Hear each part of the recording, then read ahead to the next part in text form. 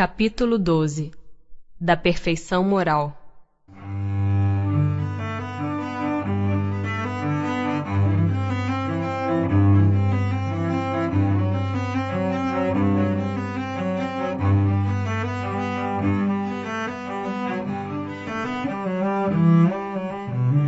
As virtudes e os vícios. Qual a mais meritória de todas as virtudes? Toda virtude tem seu mérito próprio, porque todas indicam progresso na senda do bem. A virtude sempre que há resistência voluntária ao arrastamento dos maus pendores. A sublimidade da virtude, porém, está no sacrifício do interesse pessoal pelo bem do próximo, sem pensamento oculto. A mais meritória é a que assenta na mais desinteressada caridade. Há pessoas que fazem o bem espontaneamente, sem que precisem vencer quaisquer sentimentos que lhes sejam opostos. Terão tanto mérito quanto as que se veem na contingência de lutar contra a natureza que lhes é própria e a vencem? Só não tem que lutar aqueles em que já há progresso realizado. Esses lutaram outrora e triunfaram. Por isso é que os bons sentimentos nenhum esforço lhes custam e suas ações lhes parecem simplíssimas. O bem se lhes tornou um hábito. Devidas lhes são as honras que se costuma tributar a velhos guerreiros que conquistaram seus altos postos. Como ainda estás longe da perfeição, tais exemplos vos espantam, pelo contraste com o que tendes à vista, e tanto mais os admirais, quanto mais raros eles são. Ficai sabendo, porém, que nos mundos mais adiantados do que o vosso, constitui a regra o que entre vós representa a exceção. Em todos os pontos desses mundos, o sentimento do bem é espontâneo, porque somente bons espíritos os habitam. Lá, uma só intenção maligna seria a monstruosa exceção. Eis porque neles os homens são ditosos. O mesmo se dará na terra, quando a humanidade se houver transformada, quando compreender e praticar a caridade na sua verdadeira acepção. Postos de lado os defeitos e os vícios acerca dos quais ninguém se pode equivocar, qual o sinal mais característico da imperfeição? O interesse pessoal. Frequentemente as qualidades morais são como num objeto de cobre, a douradura que não resiste à pedra de toque. Pode um homem possuir qualidades reais que levem o mundo a considerá-lo homem de bem. Mas essas qualidades, conquanto assinalem um progresso, nem sempre suportam certas provas, e às vezes basta que se fira a corda do interesse pessoal para que o fundo fique a descoberto. O verdadeiro desinteresse é coisa ainda tão rara na terra que, quando se patenteia, todos o admiram como se fora um fenômeno.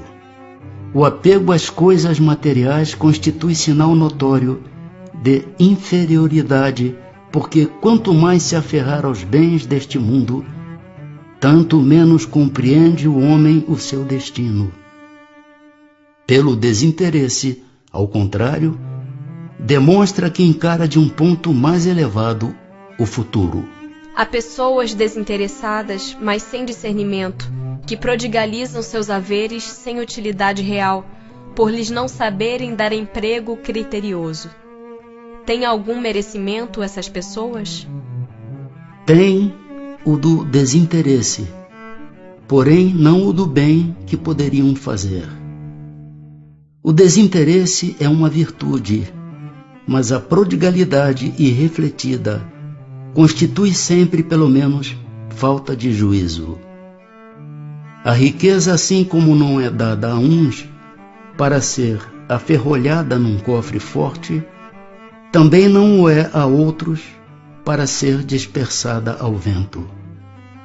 Representa um depósito de que uns e outros terão de prestar contas, porque terão de responder por todo o bem que podiam fazer e não fizeram, por todas as lágrimas que podiam ter estancado com o dinheiro que deram aos que dele não precisavam.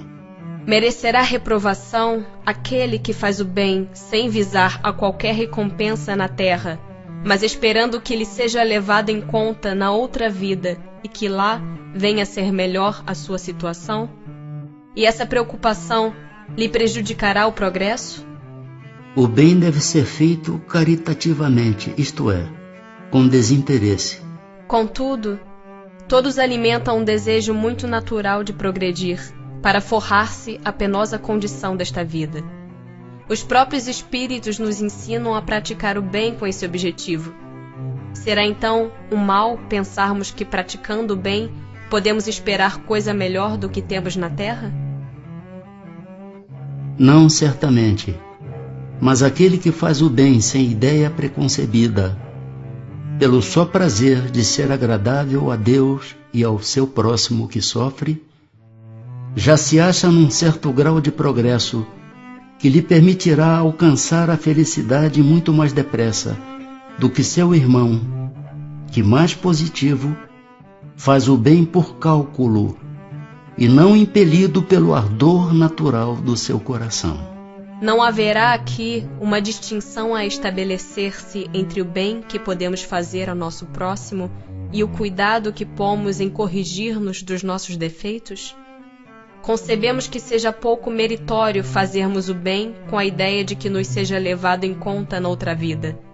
Mas será igualmente indício de inferioridade emendarmos-nos, vencermos as nossas paixões, corrigirmos o nosso caráter com o propósito de nos aproximarmos dos bons espíritos e de nos elevarmos? Não. Quando dizemos fazer o bem, queremos significar ser caridoso.